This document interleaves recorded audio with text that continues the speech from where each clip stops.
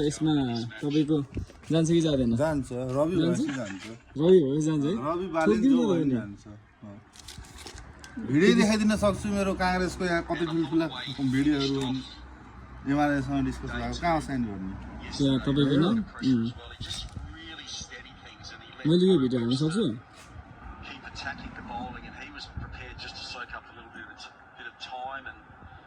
त्यो बाँकीमा भइदिन्छ तपाईँको यहाँ सिग्नेचर चाहियो नि त तपाईँको।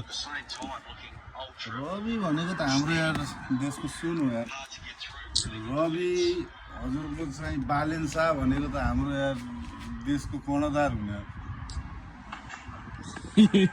मन चसक्क बनाउने हो।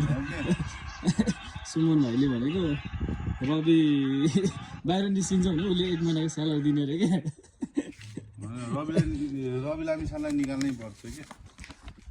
रवि भनेको राम्रो हो क्या।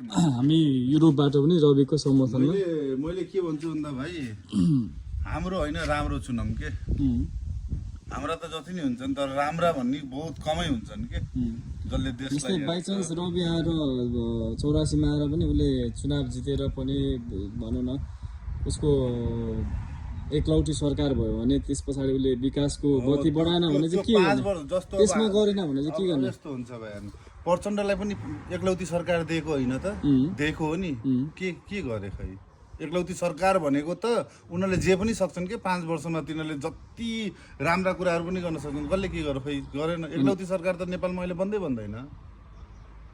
0% चान्स हो भाइ हेर्नु एकलौटी सरकार बन्नु।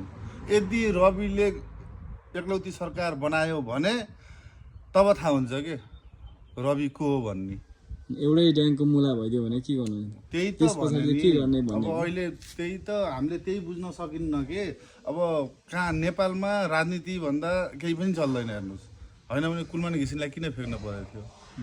कुलमान घिसिङ जस्तो मान्छे फेक्ने महावीर पुन जस्तो मान्छेलाई सहयोग नगर्ने हाम्रो देश हो भाइ यार। अहिले मान्छेले भन्छ नि राजा चाहियो गलत भनेका होइनन्। हार खाएर जुन मान्छेले आन्दोलन पेटमा बच्चा बोकी राजा चाहिएन फेकौँ भन्ने मान्छेहरू अहिले तिनीहरूकै बच्चा जो पेटबाट निस्केको बच्चाले राजा चाहियो भन्दा हिँड्ने स्थिति आइसक्यो।